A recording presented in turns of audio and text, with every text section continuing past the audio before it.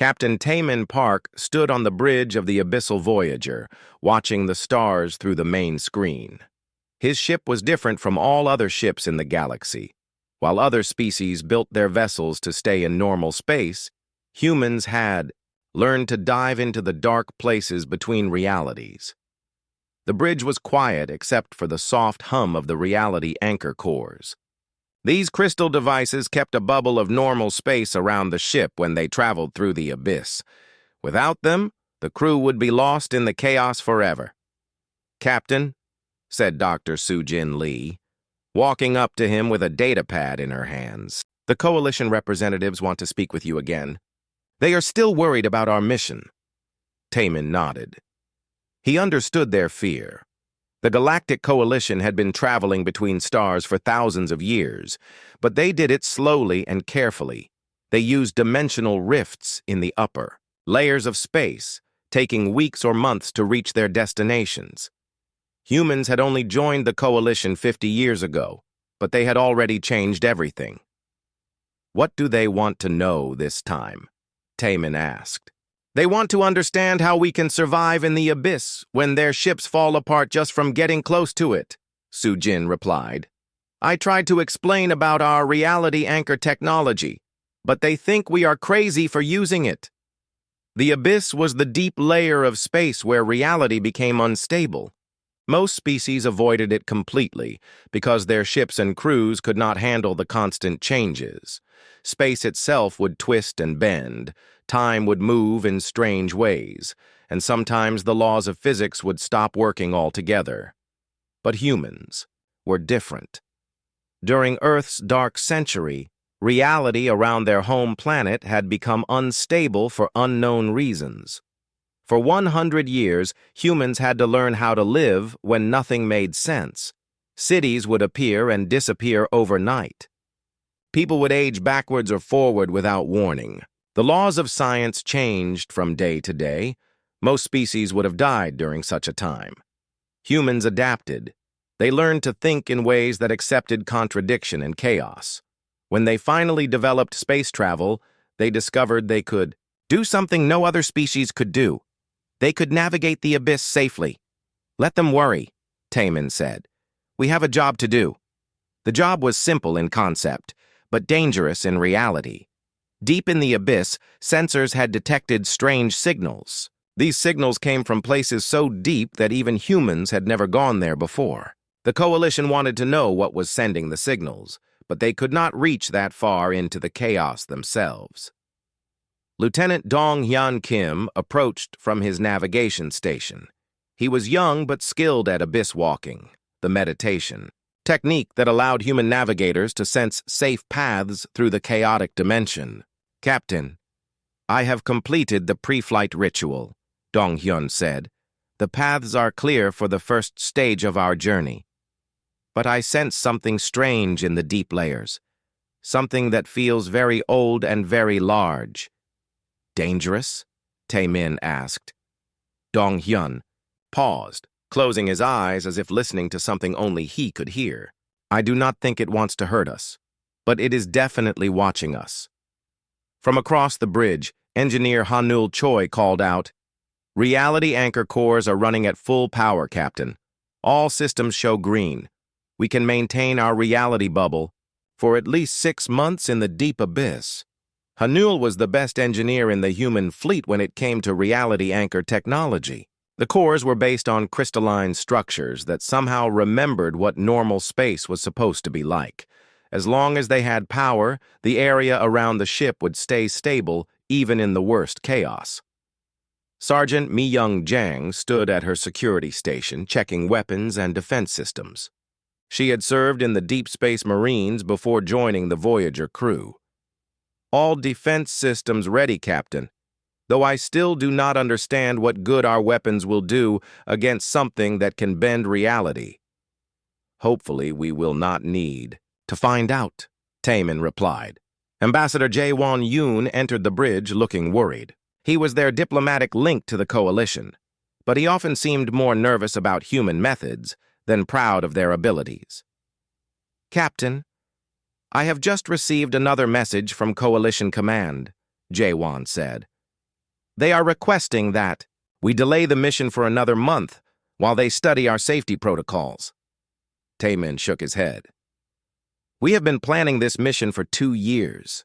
Our safety protocols are better than anything they have because we actually understand how to travel in the abyss. Tell them we are beginning our descent now. Jaewon looked uncomfortable but nodded. He understood that humans could not afford to appear weak or uncertain in front of the other coalition species. Many aliens still thought humans were dangerous because of their willingness to use abyssal. Travel. All stations. Prepare for abyss entry, Taemin announced to his crew. The process of entering the abyss was unlike anything other species could understand. First, the reality anchor cores would create a stable field around the ship. Then, the Abyss Walker would guide them through the dimensional barriers that separated normal space from the chaotic layers below. Dong-hyun took his position at the navigation console, placing his hands on the smooth surface that connected directly to his nervous system. Through this link, he could sense the flow of chaos around them and find safe paths through it. Beginning descent, Dong-hyun said, his voice taking on the distant tone of someone whose mind was partially in another dimension. The main screen showed the view outside the ship. At first, the stars looked normal. Then they began to shift and blur as the Voyager moved from normal space into the upper layers of the abyss. Colors that had no names appeared between the stars. Shapes that hurt to look at directly danced at the edges of vision. Reality anchors holding steady, Hanyul reported. Internal space remains stable. Sujin watched her instruments carefully. As the ship's chief science officer and expert on abyssal physics, she monitored the boundary between their stable bubble and the chaos outside. Dimensional stress is within normal parameters. The transition is going smoothly, the ship continued, to descend through layers of increasingly strange space. What would take other species weeks to travel, humans could cover in hours by cutting directly through the dimensional barriers. But the deeper they went, the more dangerous it became. We are now entering the middle layers, Dong-hyun announced. I can see the path to our destination, but there are things moving in the darkness around us. They seem curious about our presence. Through the main screen, the crew could see shapes that might have been creatures, or might have been pieces of broken space itself. They moved like living things but looked like fragments of shattered reality. Should we be worried about them? Mi-young asked, her hand moving toward the weapon controls. Not yet, Dong-hyun replied. They are not hostile. They seem to be watching us, but they are keeping their distance. Taemin felt the familiar mixture of excitement and fear that came with abyssal travel. Humans were the only species brave enough or foolish enough to dive this deep into chaos on purpose. But it was exactly this willingness to face the impossible that made them valuable to the coalition. How long until we reach the signal source? He asked. Sujin checked her calculations. At our current rate of descent, approximately 18 hours. But, Captain, the signals are getting stronger. Whatever is sending them is definitely large and definitely artificial. The Voyager continued its journey into the deepest parts of space, carrying its crew toward mysteries that no other species would dare to investigate. Behind them, normal space and the safety of coalition territory grew more distant with each passing hour. In the abyss, time and distance worked differently. They might return to find that years had passed, or they might emerge to discover they had traveled backward through time.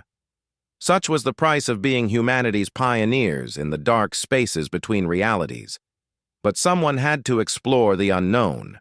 Someone had to face the dangers that others could not. That was what humans did best. The Abyssal Voyager had been traveling through the deep layers for 12 hours when the first attack came. Taemin was reviewing navigation charts when the ship suddenly shuddered, not from any physical impact, but from something far more disturbing. Captain, Mi-young called out from her security station. We have intruders, but they are not coming through the hull. They are just appearing inside the ship. Through the corridors, strange figures began to materialize. They looked like people from different species, but they were transparent and moved in ways that seemed wrong. Their faces showed expressions of terror and pain, as if they were experiencing something horrible. "Echo wraiths," Sujin said, her voice tight with worry. "I have read about these in the old records, but I never thought we would actually encounter them." The wraiths moved through the ship's walls as if the metal was not there. They reached toward the crew members with ghostly hands, and anyone they touched fell to the ground screaming. Dong-hyun, still connected to his navigation console, suddenly cried out in pain. "They are trying to show me something. I can see their memories, their entire civilization dying." The wraith touching Dong-hyun looked like a tall, thin alien with 4 arms and skin that changed colors. But as Taemin watched, he could see that this was not really a living being.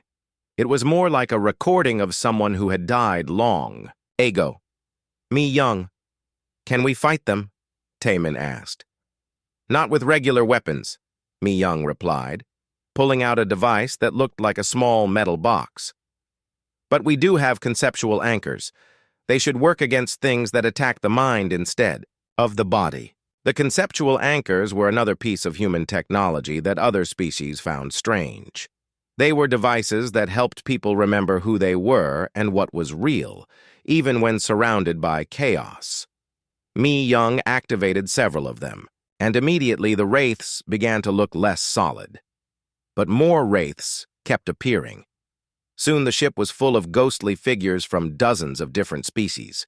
They all showed the same expression of terror, and they all reached out as if trying to share their final moments with the living crew.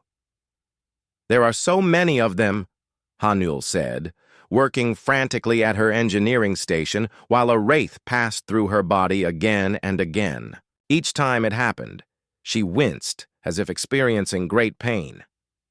"Captain, the reality anchors are having trouble maintaining stability with all these entities inside our bubble." Sujin was studying her instruments while fighting off 2 wraiths that looked like some kind of insect people. "These are not random attacks," she said.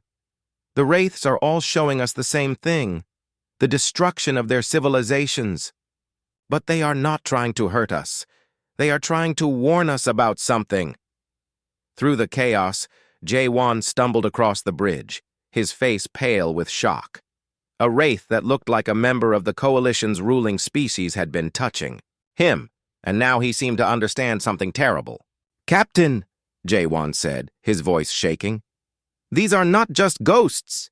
They are the preserved consciousness of entire species that tried to hide in the abyss when their worlds were destroyed. They have been trapped here for millions of years. The revelation hit the crew like a cold wave.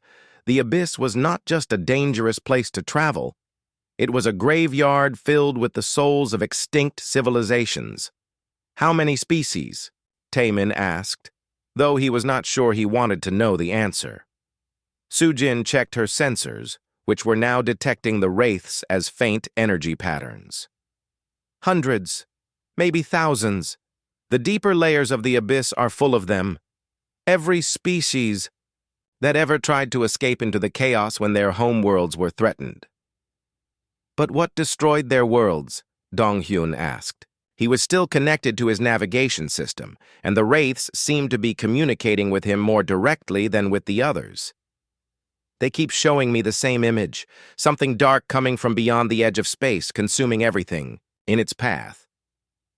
The wraiths began to fade as Mi Young's conceptual anchors took full effect, but their message remained clear. Something had driven all these civilizations into the abyss, where they had become trapped between life and death. "We need to keep moving," Taemin decided. "If these wraiths are trying to warn us about something, we need to find out what it is. Maybe that is what is sending the signals we came to investigate." But as the ship prepared to continue deeper into the abyss, Sujin made another disturbing discovery. "Captain, I have been analyzing the energy patterns of the wraiths. They are not just randomly distributed through the abyss. They are arranged in a pattern, as if they are guarding something or trying to keep something contained." "Contained?" Mi Young asked, checking her weapons again, even though they had proven useless against the wraiths. "The deeper we go, the more organized their positions become," Sujin explained. It is as if all these dead civilizations are working together to prevent something from reaching the upper layers of space where the living species travel. Haniul looked up from her engineering console with concern. If that is true, then by traveling this deep, we might be getting close to whatever they are trying to contain. Dong-hyun, his connection to the abyss giving him insights the others could not access, suddenly went very still. There is something ahead of us, something that the Wraiths are afraid of, but it is also the source of the signals we came to investigate. Through the main screen, the crew could see that they were approaching a region where the abyss itself seemed different. Instead of the chaotic swirling of broken reality, there was a structure, something vast and organized that stretched across multiple dimensions. "What is that?" Taemin asked. "I do not know," Sujin replied, "but it is definitely artificial. Someone or something built it, and it has been here for a very long time." The structure appeared to be both mechanical and biological, with sections that pulsed like a living heart and others that sparkled with unknown technology. It was beautiful and terrifying at the same time.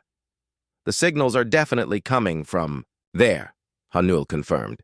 "But Captain, the reality anchors are showing strain. Whatever that thing is, it exists in so many dimensions at once that our equipment is having trouble maintaining a stable field around us." Jae-won looked worried. "Captain, if we are getting close to something that thousands of extinct civilizations are trying to contain, should we not report back to the coalition before proceeding?" But Taemin knew they could not turn back now. If there was something in the deep abyss that posed a threat to all life in the galaxy, humanity needed to understand what it was. The coalition species were too afraid of the abyss to investigate themselves. "We continue forward," he decided. "But we proceed carefully.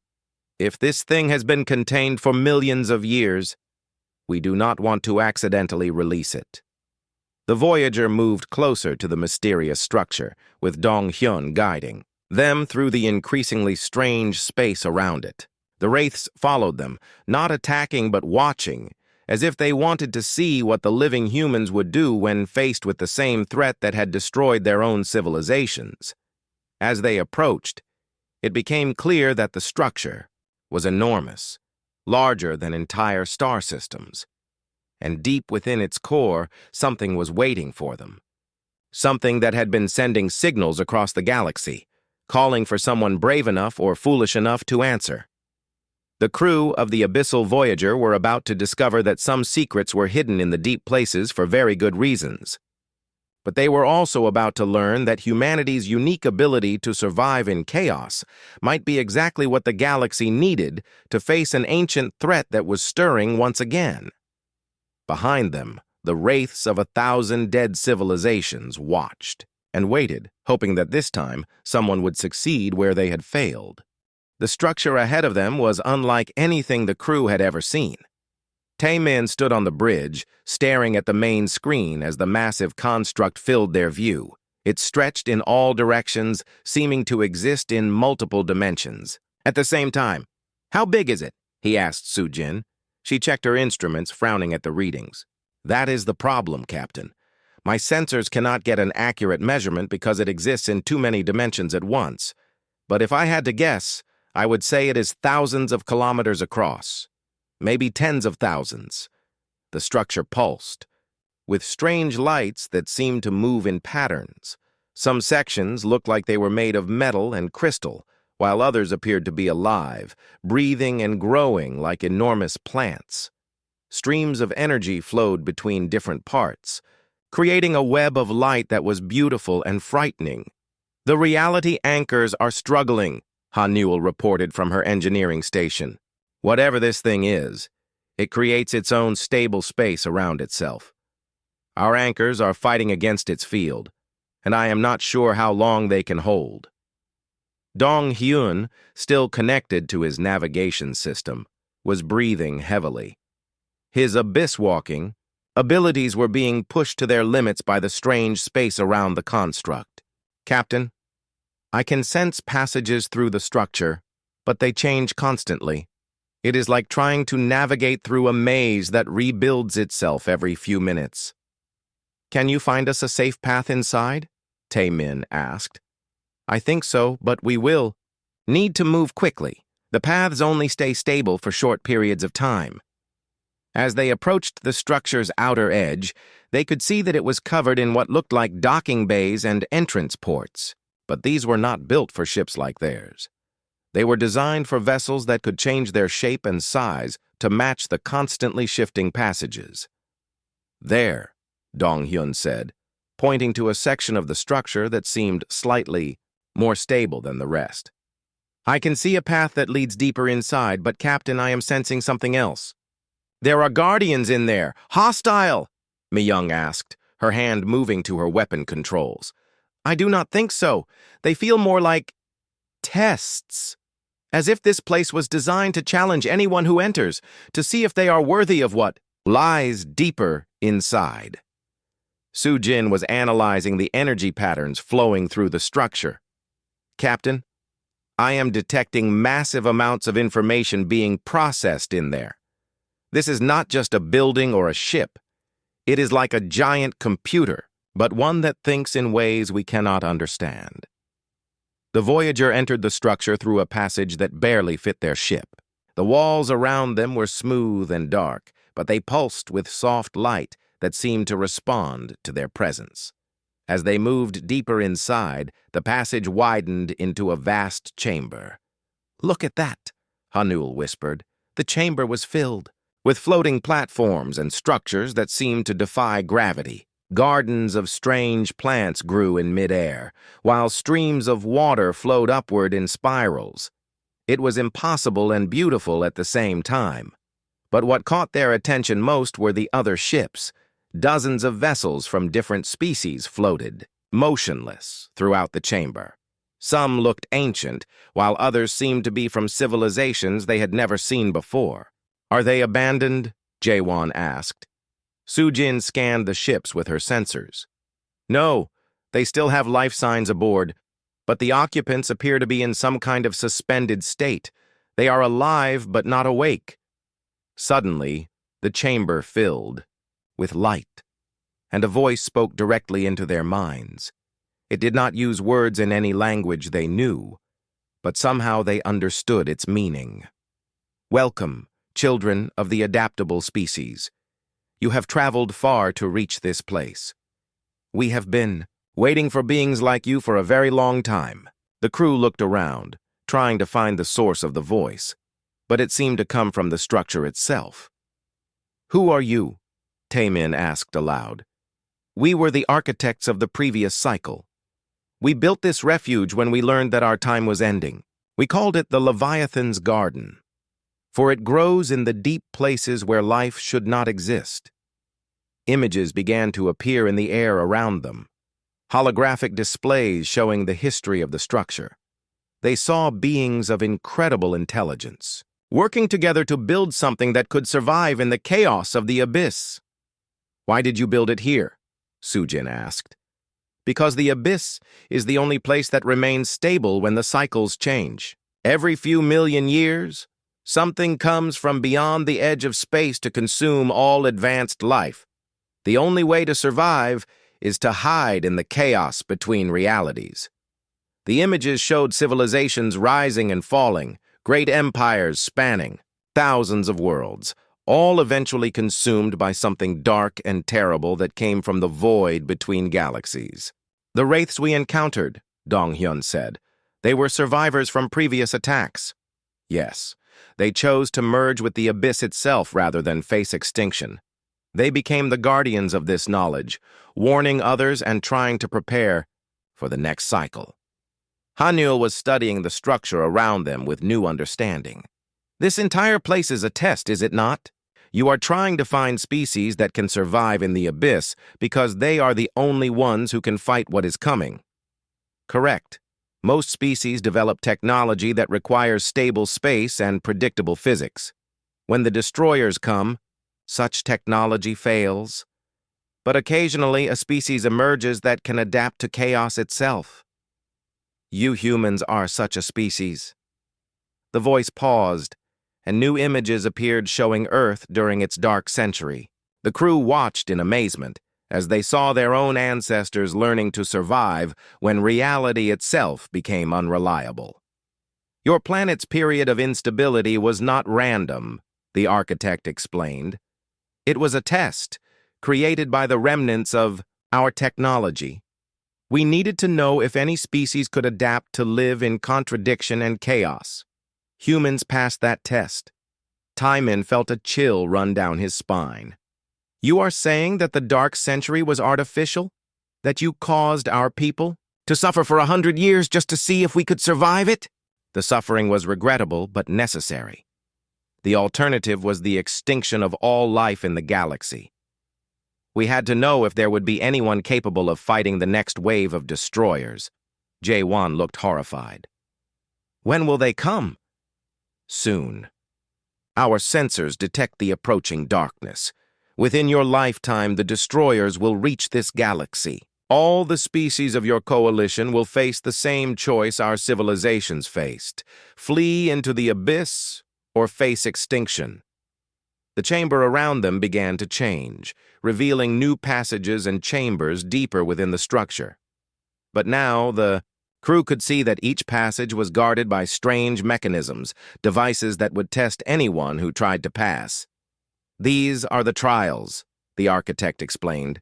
They will test your ability to think in paradox, to solve problems that have no logical solutions, to work together when everything around you defies understanding. Only by passing these tests can you reach the core of the garden, where the knowledge needed to fight the destroyers is stored. Mi-young looked at the testing chambers, and then at her crewmates. And if we fail? Then you join the sleepers in this chamber, preserved until someone else arrives who might succeed. But Captain Park, your species has already proven its ability to adapt. We believe you can succeed where others have failed. Soo-jin was studying the other ships in the chamber. How many species have tried these tests? Hundreds, over millions of years. Some were close to success, but none had the flexibility of thought that chaos adaptation provides. You are our best hope. Taemin looked at his crew. They had come to investigate strange signals, but they had found something far more important and far more dangerous. The fate of their entire civilization might depend on what they did next.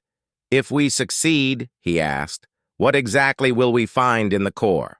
The weapons and knowledge needed to fight entities that exist by negating existence itself.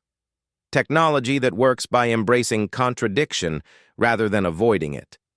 And most importantly, the location of the deep arsenal, a place where we stored the tools needed to turn the abyss itself into a weapon. The crew of the Abyssal Voyager faced a choice that no human had ever faced before. They could attempt the trials and possibly gain the power to save their galaxy, or they could retreat and leave the ancient threat to consume everything they had ever known. But retreat was not in the human nature. They had adapted to chaos once before, and they would do it again. The crew of the Abyssal Voyager stood before the first trial chamber, a room that seemed to exist in several dimensions at once. The walls shifted between solid metal and transparent energy, while the floor beneath their feet felt sometimes hard and sometimes soft, as if it could not decide what it wanted to be. Remember. The architect's voice echoed in their minds. These tests are not about finding the right answer. They are about learning to accept that sometimes there is no right answer, only the answer that works. Taemin led his team into the chamber. Immediately, the room filled with floating symbols that looked like mathematical equations, but the numbers kept changing as they watched. Some symbols showed up as letters, others as colors, and some appeared to be sounds that they could somehow see. What are we supposed to do with this? Mi-young asked, reaching toward one of the floating symbols. When she touched it, it split into 3 identical copies of itself. Soo-jin was studying the patterns, trying to apply her scientific training to make sense of what she was seeing. These equations are impossible. They show that 2 plus 2 equals both 4 and 7 at the same time. The laws of mathematics cannot work this way. But what if they can? Dong-hyun said. His abyss-walking experience had taught him to accept contradictions that would drive other people insane. What if mathematics works differently in the abyss? Han-Yul approached one of the larger symbol clusters. When she touched it, the entire room shimmered, and suddenly they were standing in what looked like the engine room of their own ship. But everything was wrong. The reality anchors were upside down, the power conduits flowed with liquid light, and the control panels showed readings that made no sense. This is a test of adaptation, Jae-won realized. We are supposed to make this impossible engine work, even though it violates everything we know about physics. The crew split up to examine different parts of the strange engine room. Each component they touched would change, sometimes becoming more logical, sometimes becoming even more impossible. But slowly, they began to understand that the impossibility was the point. Look, Han-Yul said, pointing to a control panel that showed their engine temperature as both freezing cold and burning hot at the same time. What if we stop trying to make it choose one or the other? What if we accept that it can be both? When she pressed the controls while thinking about the engine being both hot and cold simultaneously, the readings stabilized into a pattern that was still impossible but somehow worked. The engine began to hum with power that felt both familiar and completely alien. Good, the architect's voice said as the engine room dissolved back into the original chamber. You are learning to think in paradox. But this was only the first test. The second chamber contained what looked like their own ship, but populated by copies of themselves. Each copy was slightly different. Some were older, some were younger, some seemed to be from different versions of reality entirely. We need to work together to solve the puzzle in this room, one of the copies of Taemin said. But we cannot all be the captain. How do we command a ship with 6 different versions of the same crew? The real crew stared at their duplicates in confusion. Soo-jin tried to analyze the situation scientifically, but how do you study yourself when yourself is standing right next to you offering different solutions? This is about cooperation without hierarchy, the real Dong-hyun realized. We are used to following orders and having clear roles, but what if everyone is equally qualified to make decisions? The puzzle in the room required all versions of the crew to work together, but it could only be solved if no one tried to be in charge. Each time someone tried to take leadership, the puzzle would reset itself. Only when they learned to act as equals, with each person contributing their unique perspective, did the solution become clear. Excellent, the architect said as the second chamber faded. You understand that strength comes from diversity of thought, not from rigid command structures. The third test was the most difficult.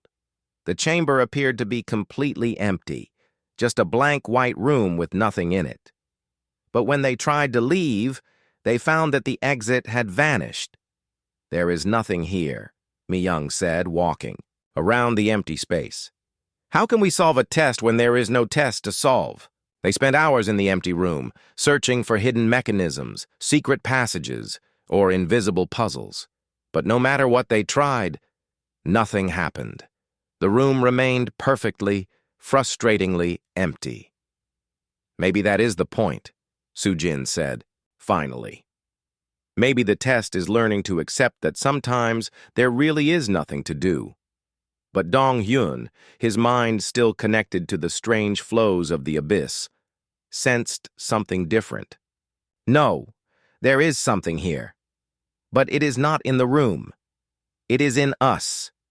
We are the test. As soon as he said it, the room began to change. But instead of showing them external puzzles to solve, it began to show them their own thoughts and fears. Each crew member saw their deepest worries projected on the walls around them. Taemin saw himself failing as a captain, making decisions that led to the death of his crew. Soo-jin saw her scientific knowledge proving useless against forces that did not follow natural laws. Mi-young saw herself unable to protect the people she cared about. Han-Yul saw her technology failing when it was needed most. Dong-hyun saw himself lost forever in the abyss, unable to find his way back to reality. Jae-won saw the coalition collapsing because he failed to communicate the truth about the coming threat. The test is not about solving an external problem, the architect's voice explained. It is about accepting your own limitations and fears while still choosing to move forward. Courage is not the absence of fear. It is acting in spite of fear. One by one, each crew member faced their projected fears and acknowledged them without letting them become paralyzing. As they did, the fears faded and the exit reappeared. You have passed the trials, the architect announced as they emerged from the third chamber.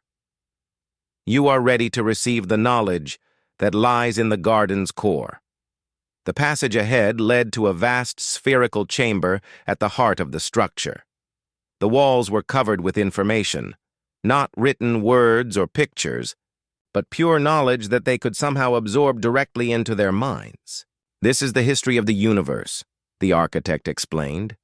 Every cycle of creation and destruction, every species that has risen and fallen, every attempt to fight the destroyers. You will understand what you are truly facing. As the knowledge flowed into their minds, the crew learned the terrible truth. The entities that destroyed galactic civilizations were not aliens or monsters. They were something far worse. They were the opposite of existence itself. They came from the void between universes, and they existed by making other things stop existing. How can anyone fight something like that? Hanul asked. By becoming something that should not exist, the architect replied. The destroyers cannot negate what already embraces contradiction. This is why species that adapt to chaos are so important. You can become weapons that work by being impossible. The core chamber revealed its final secret, the location of the deep arsenal, a hidden facility built in the deepest layers of the abyss, where the architects had stored weapons designed to fight impossible enemies. But there is more, the architect continued. The approaching wave of destroyers is not just another cycle, it is the final cycle. If they succeed this time, there will be no more chances, no more opportunities for life to evolve and adapt. This is the last war. Taemin felt the weight of cosmic responsibility settling on his shoulders. What do you need us to do? Return to your coalition. Share what you have learned with those who can understand it. Begin preparing your species and any others who can adapt to chaos-based warfare. And when the time comes, guide them to the deep arsenal. But Captain, Jae-won said, most of the coalition species cannot handle abyssal travel. How can we prepare them for a war fought in chaos?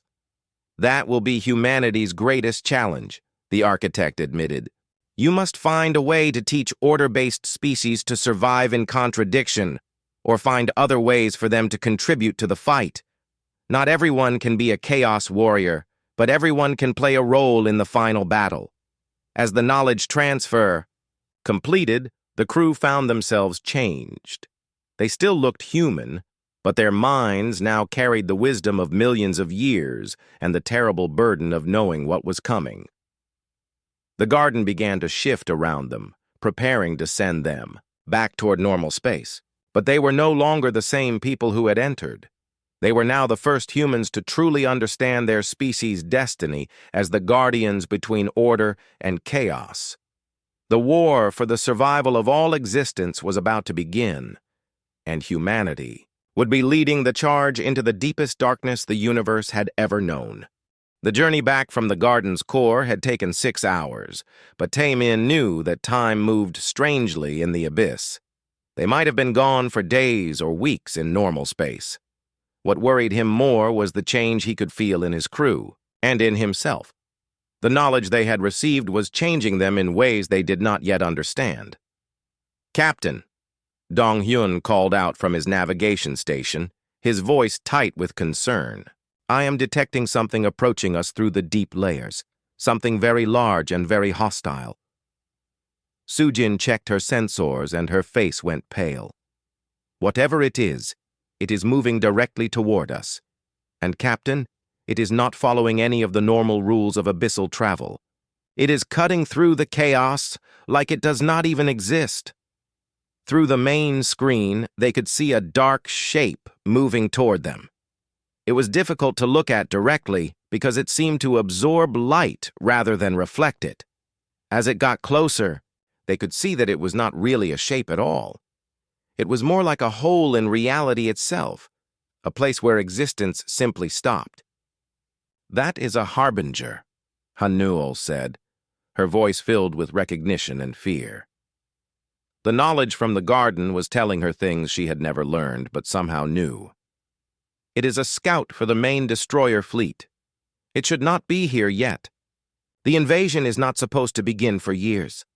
The harbinger moved closer, and reality around the Voyager began to collapse. Stars disappeared from the screen. The familiar chaos of the abyss started to fade into empty void. Even the wraiths that had been following them began to vanish, not destroyed but simply ceasing to exist. "Reality anchors are failing," Hanuel reported. "The harbinger is negating the fundamental forces that keep our bubble of normal space stable. In minutes, we will start to cease existing ourselves." Mi Young activated every weapon system on the ship, but as she targeted the harbinger, her instruments showed that there was nothing there to shoot at. "Captain, how do we fight something that is not there?" "We cannot fight it with normal methods," Taemin realized. "But the garden taught us that impossible problems require impossible solutions." Dong Hyun was still connected to his navigation system, but now his abyss-walking abilities were being pushed beyond their normal limits. "Captain, I can sense the harbinger's nature. It exists by making other things not exist. But what if we make ourselves exist more strongly?" "What do you mean?" Sujin asked. "The reality anchors work by remembering what normal space is supposed to be like," Dong Hyun explained. "But what if instead of trying to maintain normal space, we embrace the contradictions of the abyss itself? What if we make our ship exist in ways that the harbinger cannot negate?" Han Noel understood immediately. "You want to reverse the reality anchors. Instead of creating stability, we create controlled chaos. Instead of maintaining one version of reality, we make ourselves exist in multiple contradictory states at once." "That sounds incredibly dangerous," Jaewon said. "Everything we do now is incredibly dangerous," Taemin replied. "Hanuel, can you do it?" "I think so, but Captain, if I am wrong, we will not just die. We will never have existed in the first place."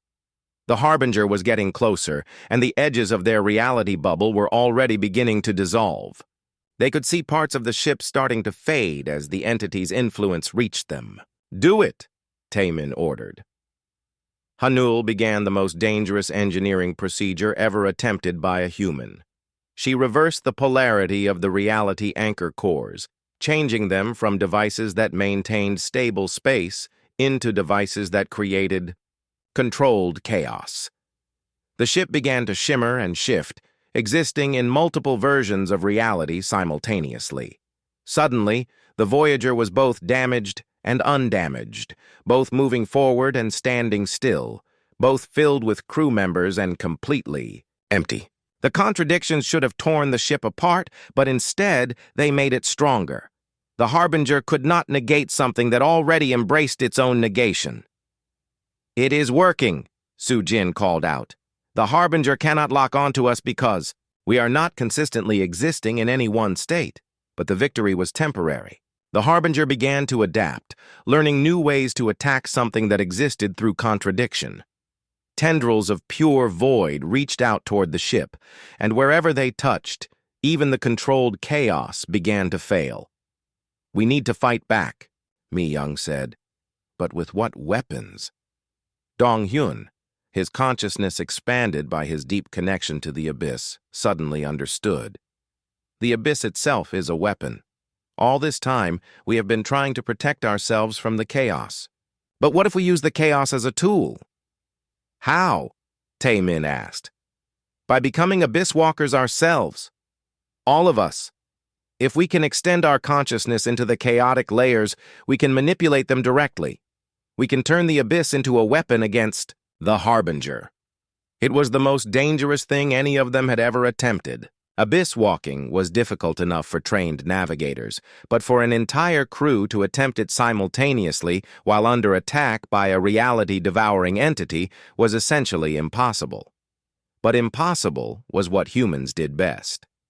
One by one, the crew members connected their consciousness to the ship's navigation system. Su-Jin used her scientific knowledge to understand the mathematical principles underlying the chaos. Mi-Young applied her military training to treat the abyss as a battlefield, to be controlled. Hanul used her engineering skills to build weapons out of pure contradiction. Jae-Won used his diplomatic experience to negotiate with the Wraiths and convince them to help. Taemin used his leadership abilities to coordinate their efforts across multiple dimensions. Together, they turned the Abyssal Voyager into something that had never existed before, a ship that could fight by manipulating reality itself. The battle that followed was unlike anything that had ever happened in the history of the galaxy. The crew fought not with energy weapons or explosives, but with controlled applications of chaos. They created zones where the Harbinger's void nature could not function. They built weapons out of pure paradox that could damage something that existed by not existing. The Harbinger, faced with an enemy that refused to follow the rules of existence, began to destabilize. Its attacks became less effective as the crew learned to counter its reality negation with reality multiplication. Instead of trying to exist in only one way, they existed in thousands of ways simultaneously. But as they fought, Dong-hyun sensed something terrifying.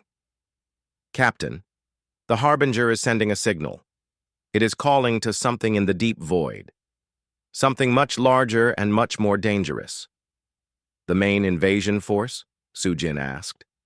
"I think so. Our fight has attracted their attention. They know that there is something in this galaxy that can resist them. The Harbinger made one final attempt to destroy them, concentrating all its void energy into a single massive attack. But the crew was ready. They combined their chaos weapons into a single paradox blast that struck the entity at its core. The Harbinger did not explode or collapse. It simply stopped being, as if it had never existed at all. But its final signal had already been sent. "We won," Mi-Young said, but her voice held no triumph. "No," Taemin replied, understanding the true situation. "We survived the first battle, but now the real war begins. The main destroyer fleet knows we are here, and they will arrive much sooner than anyone expected." As they began the journey back to Coalition space, the crew of the Abyssal Voyager carried with them the knowledge that they had just fired the first shots in a war that would determine the fate of all existence. They had proven that the Harbingers could be fought, but they had also announced to the universe's greatest enemy that the final cycle of creation and destruction was about to begin. Behind them, in the deepest layers of the abyss, the Wraiths of 1,000 extinct civilizations watched and hoped that this time someone would succeed where they had failed. The last war was coming, and humanity would be leading the charge against the darkness between universes. The return journey to Coalition space should have taken days, but the battle with the Harbinger had changed something fundamental about the Abyssal Voyager. The ship now existed in multiple dimensions simultaneously, allowing it to travel through layers of space that even other human vessels could not reach. "We are moving faster than should be possible," Dong-hyun reported from his navigation station. His abyss-walking abilities had grown stronger during the battle, and now he could sense currents in the chaos that had been invisible before. "At this rate, we will reach Coalition space in hours instead of days." But as they traveled, the crew discovered they were not alone. The Wraiths that had attacked them earlier were returning, but this time they were not hostile. Instead, they seemed to be following the ship, drawn by the changes the battle had created in the crew. "They are trying to communicate," Sujin observed, studying the energy patterns of the ghostly entities. The knowledge we received from the garden has changed us. We can understand them now. One of the wraiths, the tall alien with 4 arms and color-changing skin, approached the ship and spoke directly into their minds. Its voice was ancient and filled with sadness, but also with hope. "You fought a harbinger and survived," the wraith said. "In all the cycles of destruction, only 3 species have ever accomplished this. You are the first to do it without losing members of your crew." Taemin felt a chill of responsibility. What happened to the other species that succeeded? They became the leaders of the resistance in their cycles, but they were fighting alone, with only the knowledge they could discover on their own. You have the garden's wisdom and the support of all the extinct civilizations. You have a chance that no one before you has ever had. More wraiths gathered around the ship representing dozens of different species. Each one had faced the destroyers in previous cycles, and each one had ultimately failed. But their failure had taught them lessons that they could now share. "We will teach you to fight as we could not," another wraith promised. "You will learn the weapons and tactics that we discovered too late to save ourselves." As the ship continued its journey, the wraiths began sharing their knowledge. The crew learned about reality bombs that could create explosions of pure existence to counter the Harbinger's void attacks. They learned about paradox shields that protected by being both present and absent at the same time. They learned about chaos communion, the ability to coordinate with multiple versions of yourself across different dimensions. But most importantly, they learned about the true nature of their enemy. "The destroyers are not evil in any way you would understand," explained a wraith that had once been part of a species of pure energy beings. "They do not hate or feel anger. They simply are. They exist to bring the universe back to the void state it was in before creation began. To them, all existence is an aberration that must be corrected." "But why?" Ha-Neul asked. "What is the point of destroying everything?" "They believe that existence causes suffering," the wraith replied. "In their view, by eliminating all life, all consciousness, all matter and energy, they are ending all pain forever. They think they are being merciful." The crew absorbed this knowledge with growing horror. They were not just fighting monsters or invaders. They were fighting entities that genuinely believed they were saving the universe by destroying it. How? "Many of them are there?" Mi-young asked. "Countless," replied a wraith that had once been a great military leader. "They exist in the void between universes, and there are infinite universes. Each cycle of destruction creates more of them as they absorb the void energy released when civilizations die." As they approached the edge of Coalition space, the wraiths began to fade back into the deep layers of the abyss. But before they departed, their leader made one final communication. "Remember, you are not just fighting for your own galaxy. If you fail, the cycle will continue forever. If you succeed, you will break the pattern and allow existence to continue without the threat of periodic destruction. You carry the hopes of every living thing that has ever been or ever will be." The weight of this responsibility was almost crushing, but Taemin knew that his crew was ready for it. They had already proven they could adapt to impossible situations. The Voyager emerged from the abyss into normal space near the Coalition's primary military base. Immediately, they were surrounded by patrol ships whose crews could not understand how a single vessel had returned from the deep abyss in such a short time. "Abyssal Voyager, this is Fleet Command," came the message over their communications system. "You have been missing for 3 weeks. Report your status immediately." 3 weeks. In the abyss, they had experienced only days, but time had moved. Differently in normal space. Taemin realized that the Coalition had probably assumed they were lost. "Fleet Command, this is Captain Park. We are returning with critical information about a threat to the entire galaxy. We need to speak with the Coalition Council immediately." The response was swift but cautious.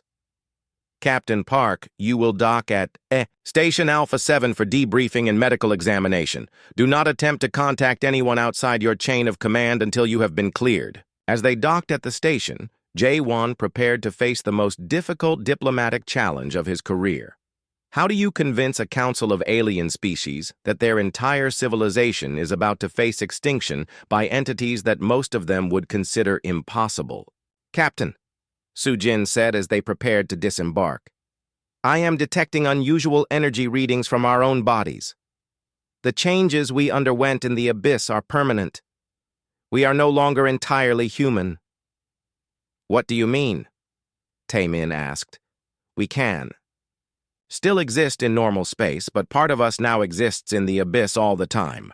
We have become bridge beings, connected to both order and chaos simultaneously. Mi-young looked at her hands and noticed they seemed to shimmer slightly, as if she was not quite solid. Will this affect our ability to interact with normal humans? I do not think so, Sujin replied. But it means we can do things that other humans cannot. We can sense harbingers approaching. We can communicate with the wraiths, and we can use chaos-based technology that would drive normal people insane. As they walked through the station corridors, other Coalition personnel stared at them with a mixture of curiosity and unease. Something about the crew of the Abyssal Voyager made people uncomfortable, though they could not identify exactly what it was. The debriefing session lasted for hours. Military officers, scientists, and politicians listened in growing disbelief as the crew described their discoveries. The garden, the architects, the harbingers, the approaching destroyer fleet. It all sounded like the worst kind of science fiction nightmare. You expect us to believe, said Admiral Corvin, a member of the Coalition's ruling species, that our entire galaxy is about to be attacked by entities from outside our universe that exist by making other things stop existing? With respect, Admiral, Taemin replied, it does not matter whether you believe it. The harbinger we fought was real. The signal it sent before we destroyed it was real. The main invasion force will arrive whether you prepare for it or not. The debate continued for days. Some council members wanted to immediately begin evacuating important populations to the deepest parts of space. Others insisted that the human crew had suffered some kind of collective hallucination brought on by extended exposure to the abyss. But while the politicians argued, the crew of the Abyssal Voyager began their real work. They contacted other human ships and crews, sharing their knowledge and beginning to train a new generation of chaos warriors.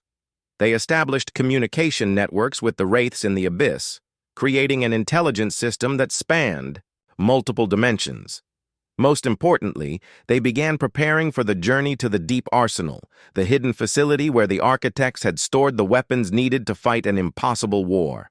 The countdown to the final battle had begun, and humanity was leading the preparation for a conflict that would determine whether existence itself would continue or be returned to the primordial void from which it had originally emerged. In the deep layers of the abyss, ancient sensors detected new movement in the void between universes. The destroyer fleet was coming, drawn by the harbinger's final signal. The last war was about to begin. The war began 3 months later, not with an invasion, but with reality itself starting to break down at the edges of the galaxy. Stars began to flicker and disappear. Entire solar systems simply ceased to exist, leaving behind not even empty space, but pure void. Taemin stood on the bridge of the new Abyssal Voyager, a ship that had been rebuilt using both human technology and knowledge from the wraiths. It no longer looked entirely like a normal vessel. Parts of it existed in multiple dimensions simultaneously, and its hull was made from crystallized chaos that could shift between solid matter and pure energy. The destroyer fleet has reached the outer rim, Dong-hyun reported. His transformation had continued over the months, and now he existed more in the abyss than in normal space. His body appeared translucent, and his eyes had become pools of swirling darkness that somehow still managed to convey warmth and humanity. How many ships? Mi Young asked from her tactical station. She had been training coalition forces in impossible warfare tactics, teaching them to fight enemies that did not follow the rules of physics. That is the wrong question, Dong Hyun replied. They do not have ships in any sense we would understand. They are more like mobile zones of uncreation. Each one is the size of a solar system, and there are hundreds of them. Sujin was monitoring the reality distortion readings across the galaxy. Her scientific instruments had been modified to detect changes in the fundamental forces of existence itself. Captain, the breakdown is accelerating. At the current rate, the entire galaxy will cease to exist within 6 months. But the crew of the Voyager was no longer fighting alone. Over the past months, they had trained thousands of humans and volunteers from other species in chaos warfare techniques. Not everyone could fully adapt to abyssal combat, but many could learn enough to be useful in the coming battle. More importantly, they had established the Abyssal Covenant, a formal alliance between the living species of the galaxy and the wraiths of extinct civilizations. For the first time in cosmic history, the dead and the living were fighting side by side. Hanul, status report on the Deep Arsenal expedition, Taemin requested. Hanul looked up from her engineering console, where she was coordinating the construction of chaos weapons across multiple dimensions. The advance team reached the arsenal yesterday. Captain, what they found there is beyond anything we imagined. The architects did not just store weapons. They stored entire technologies that exist by being impossible. The deep arsenal was located in the deepest layer of the abyss, where reality was so unstable that only beings who had fully adapted to chaos could survive. The human volunteers who had reached it had been forever changed by the experience, becoming something between human and wraith. What kind of weapons? Taemin asked. Reality bombs that create existence instead of destroying it. Paradox cannons that fire projectiles that hit their targets before they are fired. Ships that exist by not existing, making them immune to the destroyer's void attacks. Hanul paused. And something called the Genesis Engine, a device that can create new universes to replace the ones the destroyers consume. The implications were staggering. If they could access the Genesis Engine, they might be able to not just defend against the destroyers, but actually reverse the damage they had done to previous galactic cycles. There is more, Hanul continued. The arsenal contains the preserved consciousness of the original architects. They are still alive, in a sense, waiting for someone capable of using their ultimate weapons. Jae-won, who had spent months trying to convince coalition governments to take the threat seriously, finally had some good news to report. Captain, we have received confirmation from 17 different species that they are willing to attempt abyssal combat training. It is not many, but it is a start. The training was dangerous and not always successful. Many volunteers could not adapt to thinking in contradictions and had to be sent back to normal space. But those who succeeded became powerful allies in the war against uncreation. Admiral, came a communication from one of the outer defense fleets. We are detecting massive reality distortions approaching the Kepler sector. It looks like one of the destroyer entities is making a direct assault. Understood, Taemin replied.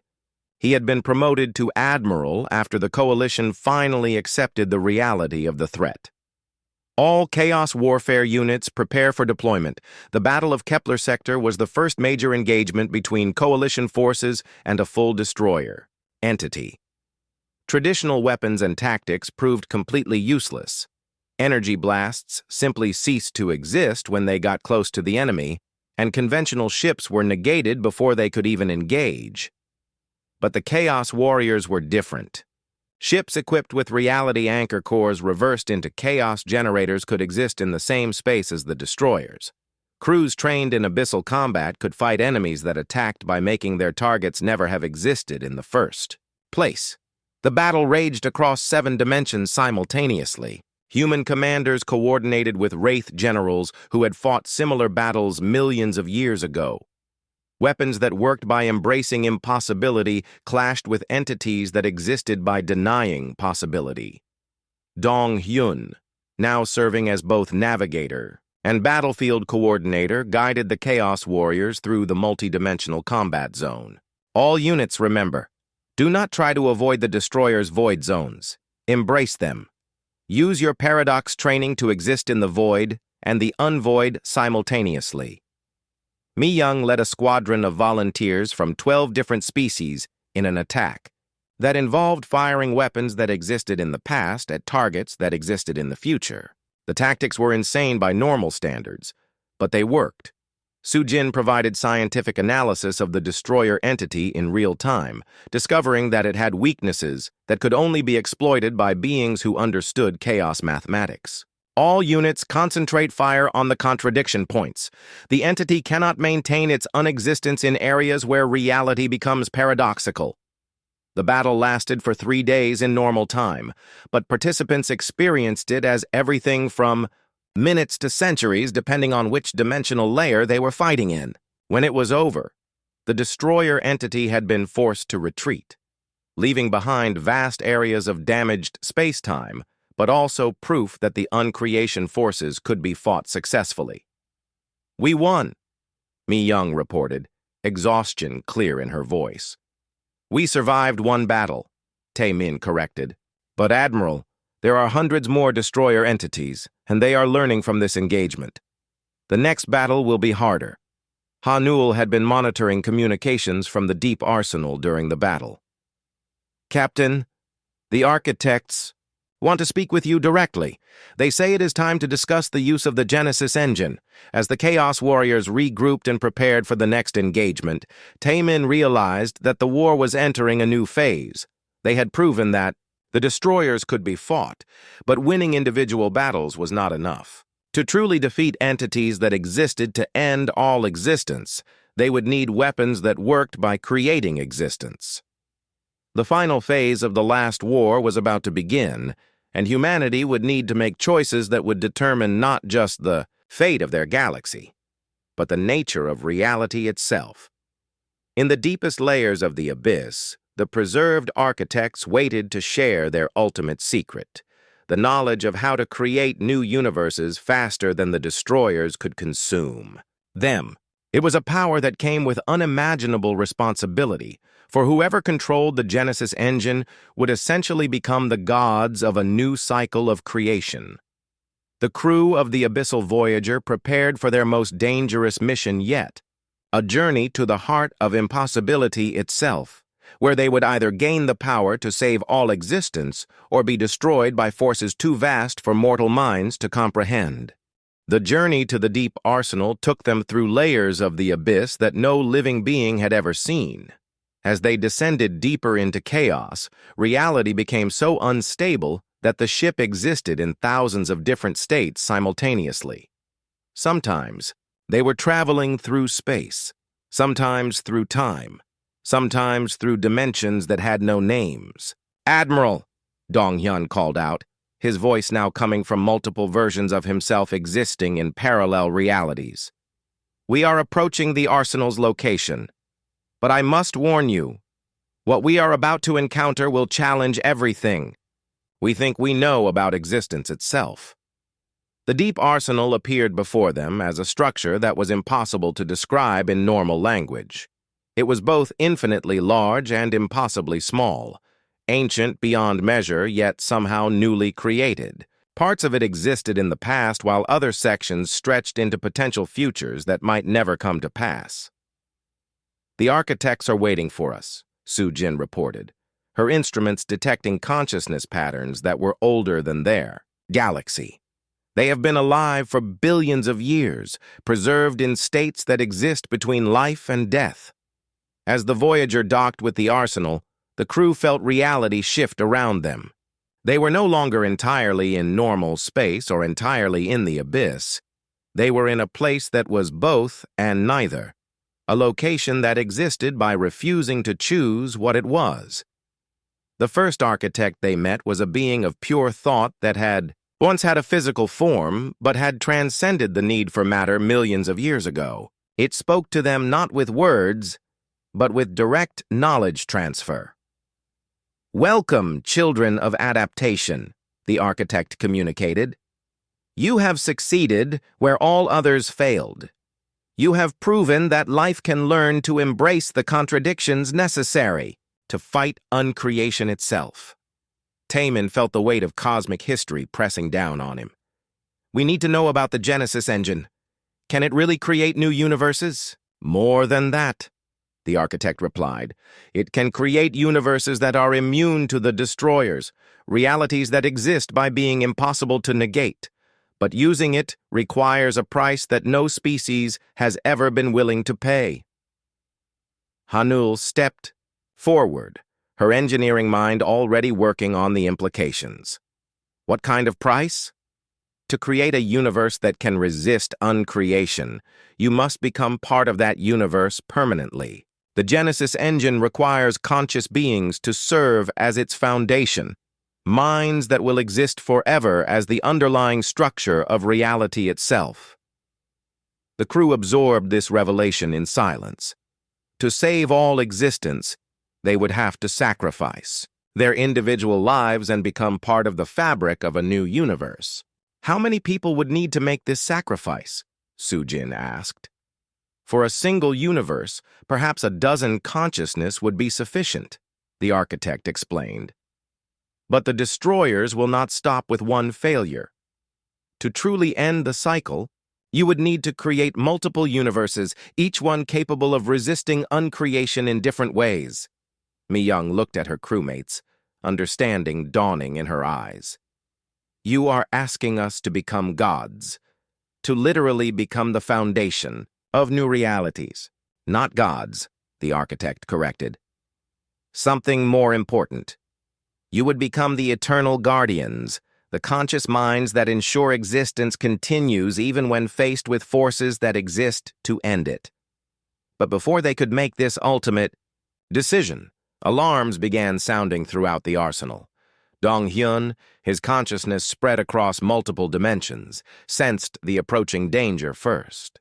Admiral, the destroyers have found us. They are converging on the arsenal in numbers I cannot count. We have minutes before they arrive. Through the arsenal's sensors, they could see the approaching fleet of uncreation. Hundreds of destroyer entities, each one a zone of absolute void, were moving through the deepest layers of the abyss directly toward them. They know what we are planning, the architect said with something approaching fear.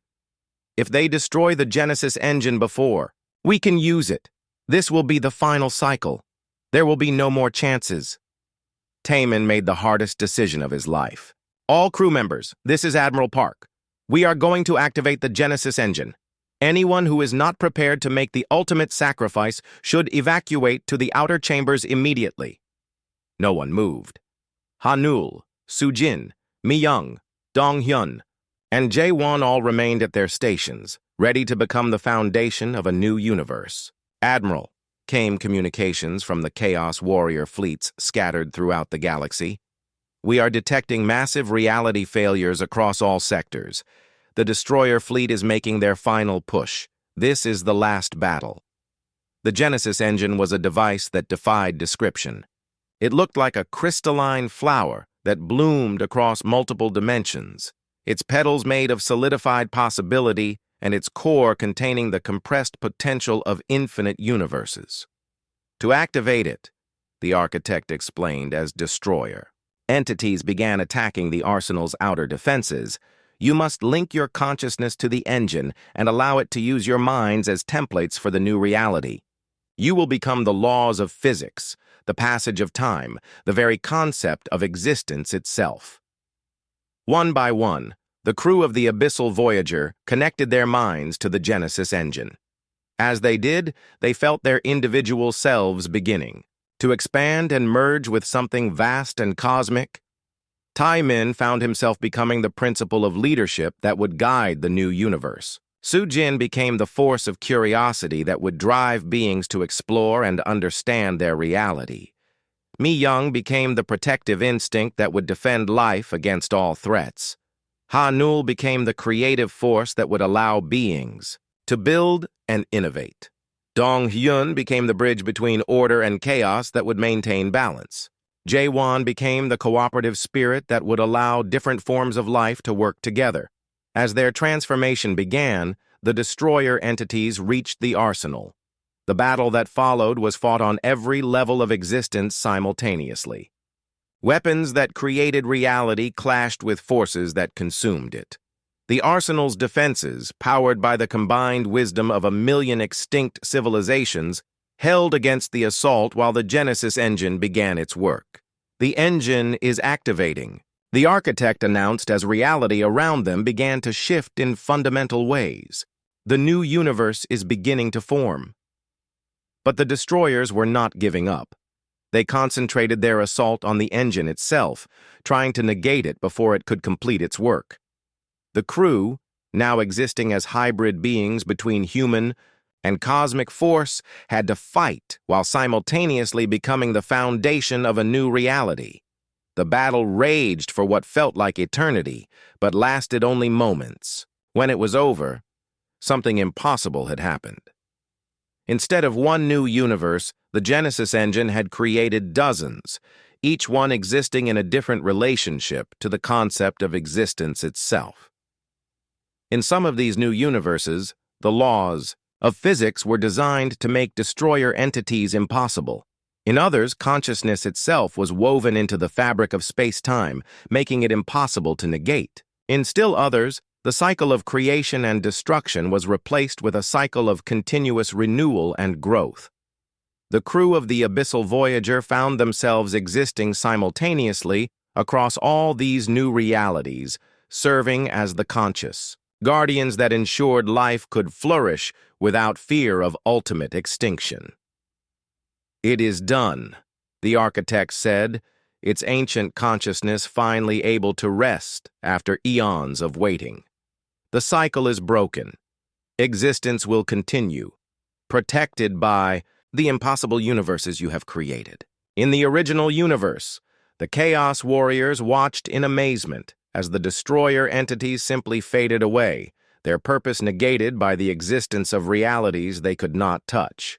The threat that had haunted the galaxy for billions of years was finally ended.